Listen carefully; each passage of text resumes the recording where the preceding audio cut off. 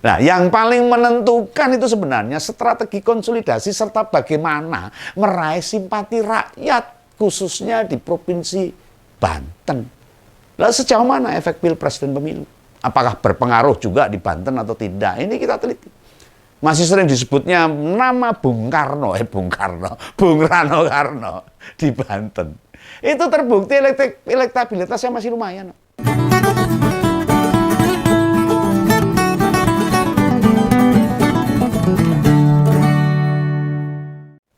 Bagi orang yang seusia Om Begawan pasti semua ingat itu tentang Sidul anak Betawi yang diperankan oleh Benyamin waktu itu dengan Rano Karno kecil itu. Dan beberapa tahun kemudian muncullah Sidul anak sekolahan yang juga diperankan oleh Rano Karno. Dan Rano Karno pernah jadi gubernur, wakil gubernur dan gubernur di Banten. Nah, bicara politik, apalagi yang lagi rame yaitu pilkada serentak November yang akan datang. Nah, mau bagaimanapun rakyat akan mencermati. Apakah peta pertarungan pilpres itu berlanjut ke pertarungan pilkada? Nah, kali ini Om Begawan mau pengen ngomongin pilkada di Banten, di mana Bung Rano Karno ada di sana. Yang kebetulan itu belas Om Begawan belum singgung masalah pilkada di Banten. Apa sih menariknya ngangkat pilkada Banten? Secara pribadi pilkada Banten genah kandidatnya menarik. Tadi yang saya sebutkan. Sudah pada kenal kan. Ngompoler pasti yang kenal. Yang terkuat yaitu Bu Airin Rahmidiani. Dia kader Golkar. Dan akan berkoalisi sama PDIP yang menyodorkan nama Ade Sumardi. Golkar PDIP, wah kalau ini sudah gandeng ya, ngedapi-dapi sebenarnya. Nah, sebenarnya ada kandidat kuat loh. Yaitu tadi Sidul anak Betawi tadi, kecil, lalu Sidul anak sekolahan. Tukang insinyur itulah Bung Rano Karno yang pernah jadi gubernur Banten juga. Namun pemeran Sidul ini politisi tulen loh, bukan hanya sekedar artis yang sudah beken. Ngerti itu kapan mesti menarik diri sebagai seorang artis. Artinya dia merelakan Airin maju dengan kader PDIP yang lain, di mana dia ngerti kapan dia harus menarik diri secara politis gitu. Untuk yang lain, Banten butuh darah segar dan generasi muda untuk membangun kebaharuan, biar baru, biar fresh. Nah, itu kata Bung Rano ini. Nah, ini loh, para politisi ini harusnya berguru sama beliau ya, enggak hanya pengalaman di politik, namun juga puluhan tahun bermain di seni peran. Latar belakangnya seniman. Dia bukan hanya seorang bintang film, tapi sutradara yang handal, yang mendunia. Nek wis wayahe mandeg, gak meneng ae begegek. Nah, penting golek PAE dhewe gak seperti itu. Contohlah Bung Rano Karno, tahu kapan mesti terjun langsung, kapan berhenti, kapan mendukung generasi yang lebih muda. Nah, dilihat dari survei elektabilitas, nama kakaknya Sutikarno ini masih tinggi. Ya karena dia beken itu. Dan baik, tidak pernah kena kasus apapun. Apakah modal itu kemudian dijadikan bargaining? Ya, tidak. Makanya Bu Airin ini ya didukung sama Rano Karno dengan pasangan kader PDIP yang lain. Dia mempersilahkan kalau itu memang benar-benar lebih baik daripada dirinya. Pak Ade Sumardi, mantan wakil Bupati Lebak 2 periode, itu tahu toh. Koalisi Pilpres tidak selalu diikuti peta politik saat pilkada, enggak. Kandidat lawan mereka siapa lagi jika bukan jagoan Gerindra yang di Banten itu. Itu Pak Andra Soni kalau nggak salah, yang kemungkinan bakal berpasangan dengan Dimyati Natakusuma. Kayang ini. Kalau Golkar berpasangan dengan PDIP lawannya Gerindra, pasti yang ikut ya itu aja lah. Andra dan Dimyati ini didukung oleh Gerindra, lalu ya sahabat karibnya PKS, Nasdem, PKB, PAN, dan P3. Oh ya lupa ini ada PSI yang pupuk bawah. Ya, partai politik yang tidak masuk Senayan tapi mau muncul toh. Yang katanya juga mendukung mereka itu PS ini. Sedangkan Bu Airin dan Pak Ade yang hanya didukung Golkar sama PDIP saja, itu banyak partai pendukung tidak mencerminkan suara di pilkada nanti, belum tentu. Dikeroyok itu Golkar sama PDIP.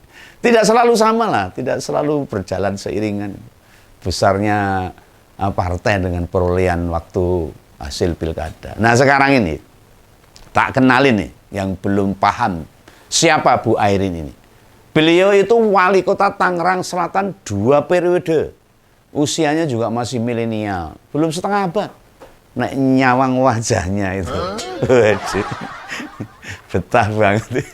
Ya bintang film itu, wajah bintang film. Wajah artis lah.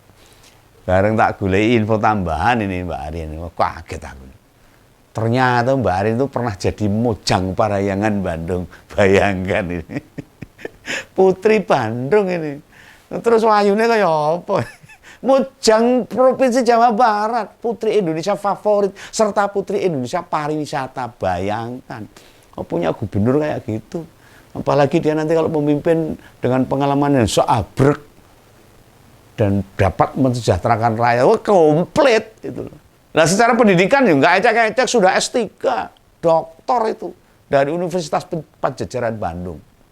Kalau Pak Ade, calon wakil gubernurnya itu, juga pengalamannya wakil bupati. Makanya keduanya punya bekal politik yang gede. Pernah memerintah di sebuah wilayah, meskipun itu kabupaten atau kota. Nah dilihat dari perolehan kursi partai pendukung, maka Bu Airin dan Pak Ade punya 28 kursi. Soalnya Golkar sama PDIP perolehannya sama, itu 14 kursi. Sisanya akan jadi kubu seberang. Ya modalnya gede itu. 72 kursi. Jumplang gitu. Tapi nek di atas kertas atau hitungan matematika ya Mbak Airin sama Mas Ade kalah nek ngitung. Hitung-hitungan kursinya gitu. Tapi berdasarkan survei yang dirilis oleh banyak lembaga survei, bukan lembaga survei cek-cek loh, yang suka memberi suara terbanyak digawi-gawi, bukan itu. Rakyat Banten tuh lebih memilih Bu Airin pada bulan Juni, dan surveinya Pandawa Research. Elektabilitas Bu Airin ini di atas 40%, atau tepatnya 41,9%, hampir 42%. Oh gede banget. Di bawahnya malah nama ada Bung Rano Karno dengan 19,6%, hampir 20%. Kalau ini dipesangkan ya pas itu sudah. Tapi Bung Rano Karno kan pernah jadi gubernur Banten. Ya elok itu. Kalau jadi gubernur terus jadi wakil gubernur, janganlah. Bung Rano itu nanti jadi pendulang suara aja untuk di Provinsi Banten. Nah, merujuk surveinya Kata Data Insik Center, elektabilitas Bu Airin itu 32,8%, Bung Rano 23%. Itu yang Kata Data. Nah, kalau mengacu survei Litbang Kompas, oh ini lembaga survei yang hebat juga ini, Litbang Kompas ini. Pada pertengahan bulan Juli, Bu Airin itu dapat 38,3%, disusul Pak Wahidin Halim 18,1%. Bung Rano masih di bawahnya, dapat 16,5%. Bung Rano itu tetap masih tinggi. Yang baru saja merilis survei itu, Polit Consulting, itu menempatkan elektabilitas Bu Airin itu 41,2%. Disusul Pak Arief Wirmansyah 24,67%. Nah, baru di survei ini nama Pak Andrasoni masuk. Sayangnya urutannya ngisor. Elektabilitasnya hanya 3,61%. Orang 5%. Nah iya. Memang sih masih ada waktu untuk mengejar ketertinggalannya dengan jarak nilai survei yang cukup gede ini. Masih ada waktu untuk mengejar. Wong pilkada masih November mendatang. Ini Agustus, September, Oktober, November. Masih 4 bulan. Nah, yang paling menentukan itu sebenarnya strategi konsolidasi serta bagaimana meraih simpati rakyat, khususnya di Provinsi Banten. Lalu sejauh mana efek pilpres dan pemilu? Apakah berpengaruh juga di Banten atau tidak? Ini kita teliti. Masih sering disebutnya nama Bung Rano Karno di Banten. Itu terbukti elektabilitasnya masih lumayan. Itu bisa mendulang suara juga untuk mendukung Mbak Airin sama Mas Ade. Juga jadi faktor berpengaruh munculnya tokoh Bang Rano Karno Sidolana sekolah. Sedangkan sang incumbent Pak Wahidin Halim yang sebenarnya kader Demokrat wis ora diminati. Megah itu ya, masyarakat. Kayaknya sih hasil kerjanya tidak optimal waktu itu. Makanya bekerja sebagai politisi itu tidak mudah. Bila tidak punya inovasi, ora kreatif ya akan sulit bertahan, akan ditinggalkan oleh masyarakat. Banten itu mesti wilayahnya tidak seperti yang lain, termasuk provinsi yang usianya masih muda, namun punya kawasan yang strategis. Misalnya Bandar Udara Soekarno-Hatta dan Pelabuhan Merak letaknya di provinsi Banten. Nah sekarang gimana calon lawan mereka?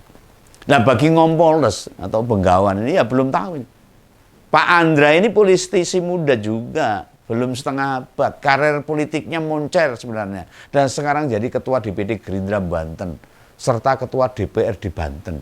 Nah pasangannya itu Pak Dimyati juga politisi sama. Awal terjun ke politik di P3, namun sekarang pindah ke PKS. Rapopo itu. Nah pernah tersandung kasus korupsi waktu jadi Bupati Pandeglang. Untungnya dia divonis bebas alias tidak terbukti. Mbok piye? Aduh, kalau sudah bebas-bebas koruptor ini ya Bengawan jadi ketawa aja. Oh ya ini, Pak Dimyati ini jadi Bupati Pandeglang 2 periode. Jadi anggota DPR juga 2 periode. Jadi sebenarnya kalau mau jujur ini, pertarungannya tidak imbang. Hanya jangan GR dulu. Ojo kepedean dulu. Hitung-hitungan di atas kertas. Bisa berbalik loh, terutama kayak zamannya Pilpres kemarin. Biuk bansos di mana-mana. Waduh, semua dapat beras. Jangan dikira itu bukan strategi itu. Rakyat kita itu memang saya mudah tergiur dengan pemberian-pemberian. Sudah 79 tahun Indonesia merdeka itu. Kita itu butuh keadilan sosial, bukan bantuan sosial harusnya. Dan itu yang ada di lingkungan kita. Mereka belum melek politik. Ya, kalau yang melek politik harus meresapi juga dalam hati. Tidak hanya di pikiran saja. Mengapa butuh diendapkan dalam hati? Supaya saat paket-paket sembako menyebar tidak mengoyahkan pilihan mereka. Ya karena kita harus sadar, kita sudah 79 tahun merdeka. Keadilan sosial yang kita perjuangkan. Iya, bukan bantuan sosial yang akan memberikan kemiskinan aja. Ini repot ini kalau selalu ada bantuan sosial ini. Minta toh kapan kita maju. Silakan bagikan konten Ngompol ini ke saudara-saudara, teman atau kerabat, keluarga yang tinggal di Banten. Pengen Banten makin baik atau tambah remuk, itu di tangan mereka, para pemilih di Provinsi Banten. Nggak perlu teriak-teriak, pasti dukung si A, si B, si C. Lihat saja kandidat yang ada. Gimana rekam jejaknya, apa program kerjanya. Siapa yang kayaknya bakal membawa membawa Banten makin moncer, makin cemerlang. Ya silakan dipilih. Nah, para kandidat kan mantan-mantan kepala daerah juga. Bisa dilihat hasil kerja mereka di wilayah masing-masing saat memimpin di daerah mereka masing-masing. Kan rekam jejaknya masih. Itu ya. Itu pesan untuk masyarakat Banten seluruh provinsi. Pengen pimpinan yang baik, rekam jejak harus menjadi dasar pilihan panjenengan. Salam Bengawan, salam Ngompol, sampai jumpa. Dadah.